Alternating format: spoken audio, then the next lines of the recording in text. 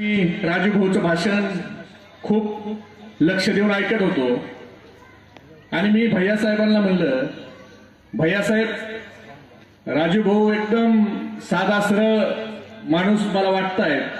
त्यांना हो खूप साधे सरळ आहेत आणि साधे सरळ तर आहेत म्हणले, पण शरद पवार साहेबांचे निष्ठावंत.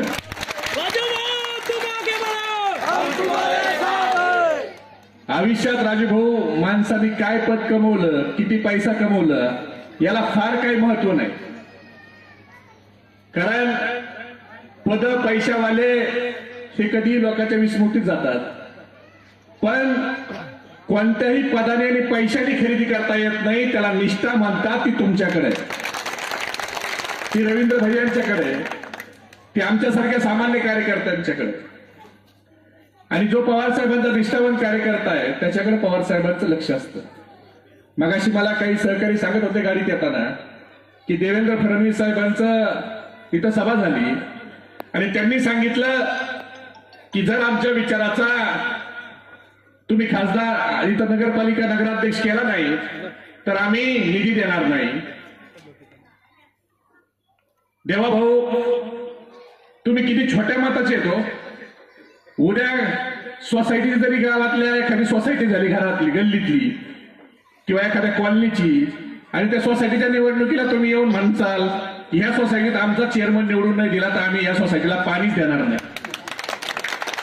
कारण राज्याचे मुख्यमंत्री आहेत, राज्याच्या मुख्यमंत्र्यासारखं वागा. तुमचा खासदार इथं निवडून देत आहेत लोक सातत्यानं, आमदार तुमचा निवडून येतो. काय दिवे लावले तुम्ही? तुमचे आमदार मंत्री आहेत. 1 वर्ष झालं किती विकासाचा निधी आणला, किती आणला? वरणगावचं काय पार शंगाय करून टाकलं का ह्यांनी? का दुबईच्या नंतरचं शहर वरणगाव आहे. 40 वर्ष ग्रामपंचायत पासून तर आतापर्यंत सत्ता तुमच्याचकडे ना. आमदारक्या तुमच्याकडे, नगरपालिका नगराध्यक्ष सरपंच तुमचे, खासदार तुमचे, आणि अजून तुम्हाला विकासाला किती वर्ष पाहिजेत?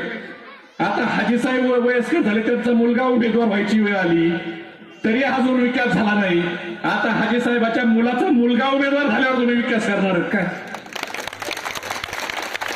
नेमका वेळ किती पाहिजे तुम्हाला विकास करायला? मुळात मी तुम्हाला सांगतो, ह्या भारतीय जनता पार्टीवाल्याला भैयासाहेब एक गोष्ट लक्षात आली, निवडणुका ह्या विकासावर होत नाही, निवडणुका ह्या जातीपातीवर आणि पैशावर होतात. हा भारतीय जनता पार्टीवाल्याचा गैरसमज आहे. आणि तोच गैरसमज आपल्याला या वरणगावच्या निवडणुकीत त्यांचा मोडून करायचा आहे. जे सत्तेचा माज मस्ती या भारतीय जनता पार्टीवाल्याला आली, ती माज आणि मस्ती ह्या निवडणुकीत आपल्याला मोडायची आहे. स्थानिक स्वराज्य संस्थेचा काल ज्या स्वर्गीय यशवंतराव चव्हाण साहेबांचे राजाभाऊ आपण जयंती साजरी केली, स्मृतिदिन साजरा केला. त्या यशवंतराव चव्हाण साहेबांनी मुख्यमंत्री झाल्यावर पहिल्यांदा सत्तेचं विकेंद्रीकरण व्हावं आणि सत्ता ही शेवटच्या माणसाच्या हातात जावी म्हणून स्थानिक स्वराज्य संस्थेचं निर्माण केलं. त्यातनं ग्रामपंचायत, पंचायत समिती, जिल्हा परिषद अस्तित्वात आल्या, नगरपालिका, नगरपरिषद, महानगरपालिका अस्तित्वात आल्या आणि त्या बॉडीला एक विशेष अधिकार प्रदान करण्यात आले. तुमचा निधी हा नगरपालिकेचा, हा तुमच्या एकूण लोकसंख्येच्या त्या ठिकाणी दरडोई उत्पन्नाप्रमाणे लोकसंख्या जी आहे त्याच्याप्रमाणे येतो. मग त्याला तुम्हाला वित्त आयोग येतो, त्यात तुम्हाला नगर उत्थान येतं, त्यात तुम्हाला सामाजिक न्यायामधून निधी येतो, अल्पसंख्याक मधून निधी येतो, डीपीटीसी मधून निधी येतो. आणि हा निधी मुख्यमंत्री नाही, पंतप्रधान म्हणला तरी थांबू शकत नाही. कारण स्थानिक स्वराज्य संस्था हा 1965 अधिनियम आहे आणि त्या अधिनियम मध्ये तुम्ही का उद्या तुम्ही राजू भाऊला निवडून दिलं तर राजू भाऊ हे वरणगावचे मुख्यमंत्री, त्यांचे सभापती होणार, ते त्यांचं मंत्रिमंडळ. तुमची पण स्टँडिंग स्थायी समिती असते 5 लोकांची. त्याच्यानंतर तुमचे नगरसेवक, तुमचा पाणी पुरवठा सभापती, तुमचा स्वच्छता सभापती, तुमचा शिक्षण सभापती. याच्यात मुख्यमंत्री देखील लुडबुड करू शकत नाही. कायदा न कळणार एवढे आम्ही अडाणी नाही देवा भाऊ. आणि पैसा कसा आणायचा आणि विशेष निधी कसा उभा करायचा हे शरद पवार साहेबांच्या निष्ठावंत कार्यकर्त्याला सांगायची गरज नाही. पूर्ण पक्ष तुमच्या पाठीशी राजेभाऊ, कारण तुमच्यासारखे निष्ठावंत कार्यकर्ता हा नगरा अध्यक्ष व्हावा हे माझ्यासारख्या कार्यकर्त्याची मनातून इच्छा आहे. राजूभाऊनी मग सांगितलं समोरचा मालदार आहे आणि तुम्ही सालदार आहे, पण मी अजून सांगेल तुम्ही नुसते सालदार नाही तर दिलदार पण आहे. काय किती पैसे वाटणार आहे सर? किती? 1,000, 2,000, 3,000, 5,000 बरोबर. समोरचा असं समजा 5,000 रुपये मत वाटलं तर हे मत आपण किती दिवसासाठी देतोय? 5 वर्षासाठी. एका वर्षात दिवस किती? 365. 365 गुणिले 5 करा 1825. 5,000 भागिले 1825 करा. 2 रुपये 73 पैसे रोजाप्रमाणे मतदान आपण विकणार आहेत का? चाय कितने की आती है हाजी साहब? वरंगाव में चाय कितने की मिलती? 10 रुपए. अरे हमारे से महंगा इधर 7 रुपए हमारी तरफ. मेरे को बोलो अपन चालू चालू मेहमान को 10 रुपए के 10 चाय दिन में पिला देंगे नहीं? तो 2 रुपए 73 पैसे में हम हमारा ईमान बेचने वाले हैं क्या? हमारा वोट ये हमारा ईमान है.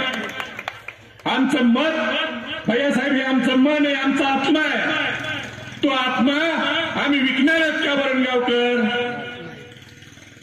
मग किती मालदार असू द्या, त्याचं काय लय कुठं बराचशा खांदायला गेलता काय? फुकटचा माल आहे, आला तर घ्या, मत मात्र तुतारीला करा. ठेकेदार आहे ठेकेदार. बोगस बिलावालेच ठेकेदार आहेत सगळे. इथं पण ह्या भागात पण बोगस बिलावालेच गुत्तेदार ठेकेदार आहेत. आता हे गुत्तेदार ठेकेदार मुक्त वरणगाव करायचंय का नाही? ही संधी आली आणि ही निवडणूक ही फक्त वरणगावच्या गल्लीतली नाही, तरी भारतीय जनता पार्टी सारख्या जातीवादी पक्षाला धडा शिकवण्याची निवडणूक आहे मित्रांनो. आज काय चाललंय? आज आम्ही म्हणतो आमच्या हाताला काम द्या, हे भाजपवाले म्हणते मस्जिदीवरचा भोंगा बंद करा. आम्ही म्हणतो आमच्या शेतकऱ्याच्या मालाला भाव द्या, हे भाजपवाले म्हणते मदरशामध्ये काय चाललंय हे बघावं लागेल. आम्ही म्हणतो आमच्या जीएसटी कमी करा, महागाई कमी करा, भाजपवाले म्हणते मस्जिदीवर भगवा फडकवा.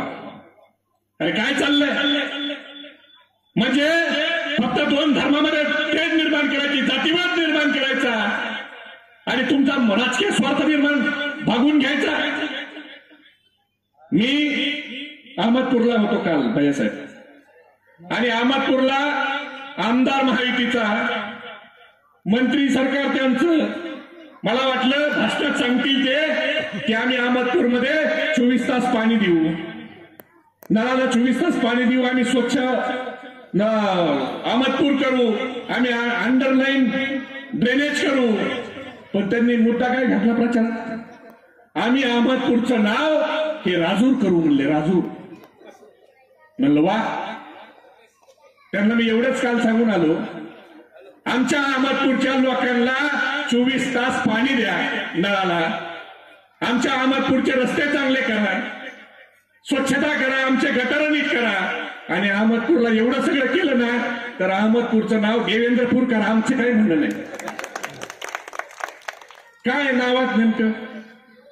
बरं तुम्ही इकडे सांगता अहमदपूरचं नाव बदलू, इकडे औरंगाबादचं छत्रपती संभाजीनगर केलं म्हणता, उस्मानाबादचं धाराशिव केलं म्हणता, इस्लामपूरचं ईश्वरपूर केलं म्हणता.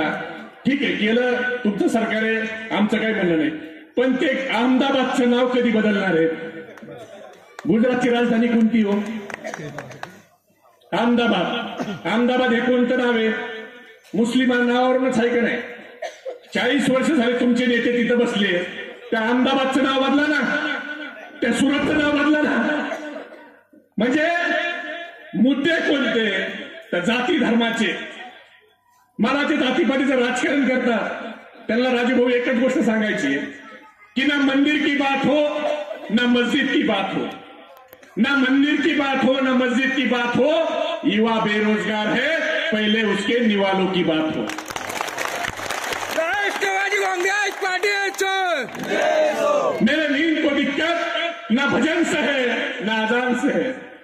मेरे नींद को दिक्कत ना भजन से है ना अजान से है। मेरे नींद को दिक्कत मरते हुए जवान और खुदकुशी करते किसान से है। आज शेतकरी आत्महत्या करतोय, का करतोय? मगाशी भैया साहेबांनी सांगितलं, त्याच्या मालाला भाव नाही, अतिवृष्टी मिळाली त्याला मदत करायला नाही। शेतकरी कोणत्या जातीचा आहे भैया साहेब? मेजर शेतकरी कोणत्या जातीचा आहे? हिंदू आहे। आणि हे निवडणूक आले की हे लगेच म्हणते बटेंगे तो कटेंगे। अरे असं म्हणा, पडेंगे तो भडेंगे, पण पडेंगे तो बडेंगे नाही, बटेंगे तो कटेंगे। आणि हिंदू खतरे में है। निवडणूक आली की यांची एकच घोषणा, हिंदू खतरे में है। मला एक प्रश्न पडला भैया साहेब, 150 वर्ष इंग्रजाचं राज्य होतं। आता आम्ही तर खूप छोटे, तुम्ही 71 वर्ष तुमचं वय। 70 वर्ष काँग्रेसचं सरकार होतं। 10 वर्ष त्यातले मनमोहन सिंग शीख समाजाचा माणूस पंतप्रधान होता आणि अब्दुल कलाम साहेबासारखा माणूस हा त्या ठिकाणी देशाचे राष्ट्रपती होते। कधी हिंदू खतऱ्यात आहे म्हणून मोर्चा निघाला का भैया साहेब? खोडके सर निघाला? मग मागच्या 11 वर्षापासूनच हिंदू समाज आमचा कस काय खतऱ्यात आला? मागच्या 11 वर्षापासून पंतप्रधान कोण आहे? तालुकाध्यक्ष कोण आहे? मोदी। देशाचे गृहमंत्री कोण आहे? शहा। आपल्याकडे बी एक शहा आहे। आपला उमेदवार कुठे गेला? शहा।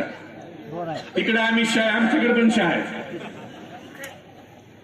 बरं, देशाचे गृहमंत्री तुमचे हिंदू। महाराष्ट्राचे मुख्यमंत्री कोण?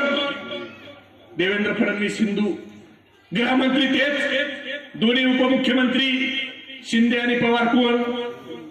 मग हे सगळे जर सत्तेवर असताना जर आमच्या हिंदू भावाच्या मनामध्ये ही भावना निर्माण होत असेल की आम्ही सुरक्षित नाही, आम्ही खतऱ्यामध्ये, तर ह्यांना वल्या बाबूंनी कुठं फटके द्यायला पाहिजेत सांगा? प्रोफेसर द्यायला पाहिजे की नाही? ह्यांना पहिल्या गाडीने हाकलून द्यायला पाहिजे ना? अरे गल्लीपासून दिल्लीपर्यंत सत्ता तुमची, तरी जर आमचा हिंदू बांधव सुरक्षित नसेल तर तुम्हाला खुर्चीवर बसायचा नैतिक अधिकार आहे का? आमचा हिंदू बांधव खतऱ्यात नाही, आमचा मुसलमान खतऱ्यात नाही, तुमच्या खुर्च्या खतऱ्यात आहेत। आणि म्हणून मुद्द्यावरून निवडणूक फरकवायची, बाजूला करायची, म्हणून तुम्ही हे राजकारण करताय। आज कोणतीही निवडणूक आली की हे हिंदू मुस्लिम मराठा ओबीसी याच्याशिवाय ह्यांच्याकडे मुद्दाच राहिलेला नाही। आता ते समोरचे उमेदवार म्हणतील हाजी साहब इधर प्रचार करेंगे, वो आया था महबूब भाई भीड़ से, वो कब आने वाला है, आपने को क्या करने का मोदी का, ये गली का चुनाव है, दिल्ली के बातें करके गया, अपना गली का देखो, अपन अपने छे।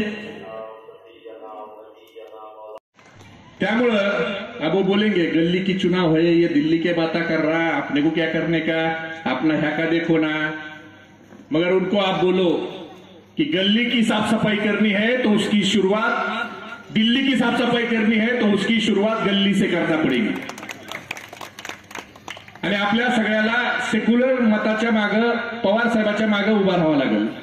भारतीय जनता पार्टी असेल किंवा त्याचे जेवढे मित्र पक्ष असतील जे जातीपातीचं राजकारण करतायत, त्या सगळ्या लोकांना जर हद्दपार करायचं असेल आणि आपल्याला सेक्युलर ताकद त्या ठिकाणी मजबूत करायची असेल, आता खासदारकी त्यांच्याकडे दिली का नाही? वरणगाववाल्याने दिली का नाही? आमदारकी त्यांच्याकडे दिली?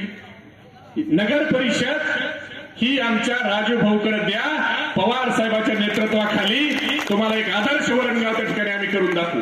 राजू मागे बढा। आणि म्हणून सगळी सत्ता जर एका पक्षाच्या हातात दिली तर त्याच्या अंगात राक्षस घुसतो। सध्या भाजपाच्या अंगात तुमच्या जिल्ह्यात राक्षसच घुसलेला आहे। जळगावला मंत्र्याची बायको नगराध्यक्ष, भुसावळला मंत्र्याची बायको उमेदवार, 40 गावला आमदाराची बायको उमेदवार। भाजपचे कार्यकर्त्यांनो तुम्ही उचला सतरांच्या, दुसरा काय धंदा राहिला त्यांना? हिथं पण संकट मोचकच्या राईट हँडला काही उमेदवारी दिली नाही वाटतं, त्यांना बी अपक्ष काय चिन्ह भेटले? ट्रॅक्टर, त्यांना चिन्ह भेटलं नाही, त्यांना अपक्ष उभा राहावं लागलं। त्यांच्या ट्रॅक्टरमध्ये आता जामनेरचं डिझेल आहे का कुठलं डिझेल आहे हे पण बघायला पाहिजे। कशाची कारवाई? तुम्हाला मी सांगू का, 3 तारखेला निकाल लागला का 4 तारखेला ते कारवाई परत घेतील. झाली नाही ना? हा, मला वाटलं कसं काय केली बाबा. मग बी टीम मतं खायला उभा केली असं, मतं खायला उभा केलं. भाजप हे कधीच सरळ सरळ लढत नाही. ते काय करते, मतं खायला लोक उभा करते आणि मतं खायला लोक उभा केल्याशिवाय त्यांचं भागत नाही. म्हणून मत, पैसा ह्या सगळ्या गोष्टीचा जोर आणि याच्यावरच आपण निवडून येऊ शकतो. आता ह्यांचे कॅबिनेट मंत्री आहेत. कॅबिनेट मंत्री वस्त्र उद्योग, एखादा वस्त्राचा उद्योग आणला त्यांनी इथं वर्षभरात. बरं, क्रीडा राज्यमंत्री केंद्रीय खासदार तुमच्या, काही एखादं स्टेडियम बीडीएम काय 1.5 वर्षात तुम्हाला? राष्ट्रीय आंतरराष्ट्रीय काय रेल्वे थांबत नाही. आता एवढं देऊन तुमच्याच्याने काहीच व्हायना. अरे आम्हाला नगराध्यक्ष द्या, तुम्हाला फरक नाही जाणवला तर मग सांगा. कारण शरद पवार साहेबांच्या विचाराला मानणारा कार्यकर्ता हा निष्ठेने राहतो, लोकांची सेवा करण्यासाठी काम करतो. ते मत खायसाठी आम्ही कुणाची उभा नाही. आणि आमच्या जेवढ्या महिला भगिनी आधी तो बसल्या, ताई तुम्ही सगळ्या ज्या आज उमेदवार झालायत ह्या फक्त शरद पवार साहेबांच्या दूरदृष्टीमुळे तुम्ही उमेदवार झालाय. कारण सगळ्यात अगोदर जिच्या हातात पाळण्याची दोरी, तिच्या हातात झेंड्याची दोरी द्यायची म्हणून स्थानिक स्वराज्य संस्थेत 50% आमच्या महिलांना आरक्षण देण्याचा निर्णय या देशात जर सगळ्यात अगोदर कुणी घेतला असेल तर तो आदरणीय शरद पवार साहेबांनी घेतला. ज्या ज्या वेळेला महिलांना झुकतं माप द्यायचं असतं, मग महिला आणि पुरुष समान म्हणून चालत नाही, तर वडिलाच्या संपत्तीत 50% वाटा द्यायचा कायदा करणारे शरद पवार साहेब आहेत. संरक्षण विभागात पवार साहेब संरक्षण मंत्री असताना भैयासाहेब 11% आरक्षण पवार साहेबांनी महिलांना दिलं. म्हणून आता जे ऑपरेशन सिंदूर ज्याचं श्रेय नको ते लोक घेत आहेत, ते ऑपरेशन सिंदूर करणाऱ्या आमच्या 2 महिला भगिनी होत्या. तुम्ही बघितलं सगळ्यांनी टीव्हीवर. हे पवार साहेबांच्यामुळे शक्य झालं. आणि अशा पवार साहेबांच्या पक्षाच्या तुम्ही उमेदवार आहेत ज्यांनी महिलांना पुढे यायची संधी दिली. नशिबान आहेत तुम्ही. म्हणून सगळ्या महिलांनी तर तुतारीचंच बटन दाबलं पाहिजे. धर्मनिरपेक्ष माणसालाच निवडून देणार हा संदेश आपल्याला द्यावा लागणार. अभी हाजी साहब कौन अपना है कौन परा है देखने का नहीं, कौन विचारों का है, कौन सेकुलर पार्टी से खड़ा है. जिसने जिसने कमल लिया, धनुष्य बाण लिया या अजय दादा की घड़ी ली ना, उसको इतने वोट से गिराने का है कि अगली बार उसने बोलना कि मेरे को कमल, घड़ी और धनुष्य बाण छोड़ के किटली दो, ट्रैक्टर दो, रोलर दो, मगर ये कमल नको. बाद में ऐसे जातिवादी पार्टी से ये लोग खड़े रहना नहीं. आज जो दादागिरी की राजनीति चल रही है, ये दादागिरी की राजनीति रोकने के लिए हमको सेकुलर पार्टी के साथ खड़ा रहना पड़ेगा. क्योंकि एक बात आप कान खोलकर सुन लो भाइयों, जुल्म इतना बुरा नहीं जितनी बुरी तुम्हारी खामोशी है. जुल्म इतना बुरा नहीं जितनी बुरी तुम्हारी खामोशी है. बोलना सीख लो वरना पीढ़ियां गूंगी हो जाएगी. आणि ह्या देशात कुणी आम्हाला राष्ट्रभक्तीचं प्रमाणपत्र वाटायची भैयासाहेब गरज नाही. सध्या भाजप उठलं की राष्ट्रभक्त कोण, राष्ट्रद्रोही कोण हेच प्रमाणपत्र वाटत सुटलंय. आणि तुम्हाला अधिकार कुणी दिला? मला अभिमान आहे भैयासाहेब की माझ्यासारख्या अल्पसंख्याक कार्यकर्त्याचा जन्म हा या भारतात झाला. कारण इथं सगळ्या जाती धर्माचे लोक